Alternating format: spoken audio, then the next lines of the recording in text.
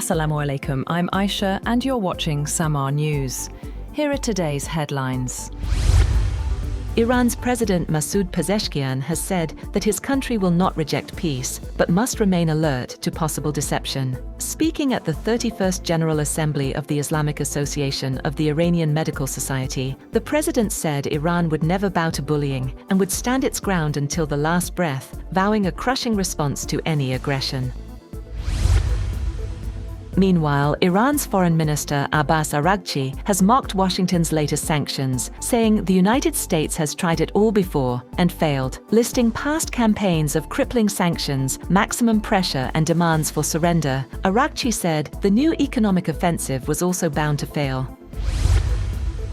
Iran has warned that any new US threats will face a devastating response. The chief of Iran's armed forces, Major General Ali Abdullahi, said that Iran was prepared across land, sea, air defense and cyberspace, vowing what he called a crushing and punishing response. The statement comes as the United States prepares fresh sanctions against Iran, which are likely to be announced on Monday.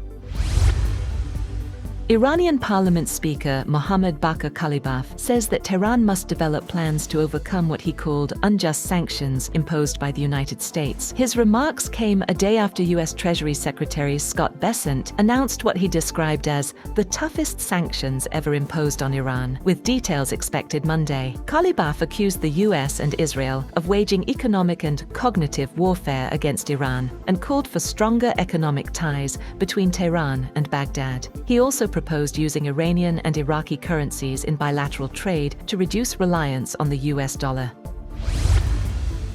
The United States has approved a possible $4.5 billion sale of KC-46A aerial refueling aircraft and military equipment to Qatar. The deal includes up to 4 aircraft, engines, defensive systems, and support services. The State Department said the proposed sale would strengthen Qatar's capabilities without altering the military balance in the region.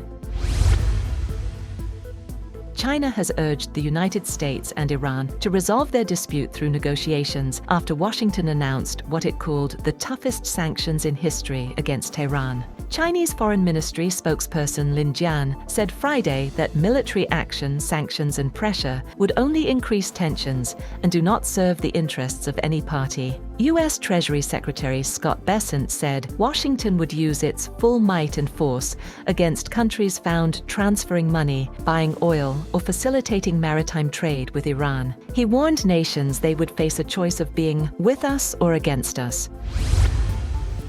Turkey has issued arrest warrants for Israeli Prime Minister Benjamin Netanyahu and Israeli national Afek Moskovich over allegations including genocide and crimes against humanity linked to an incident involving activists aboard the global Sumud flotilla. Turkish Justice Minister Akin Gürlek said proceedings are continuing before Istanbul's 11th High Criminal Court in a case involving 35 defendants. Gürlek said arrest warrants for Netanyahu and Moskovich were issued on July 14, 2026. Over alleged genocide linked to an intervention against civilians delivering humanitarian aid to Gaza in international waters. At least 2 teenage boys were seriously wounded after a sword-wielding attacker entered a high school in central Sweden. One victim underwent emergency surgery, while police detained the assailant. Local media reported that the attacker was shot by police during the incident.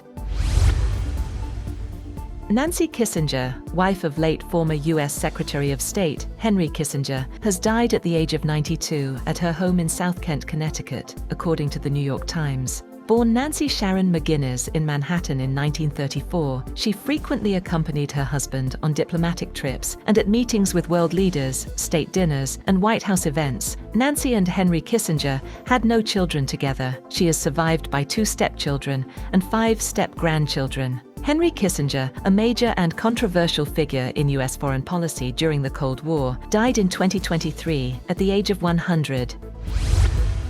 That's all for now. For more updates, visit www.samaa.tv. Thank you for watching SAMAA News.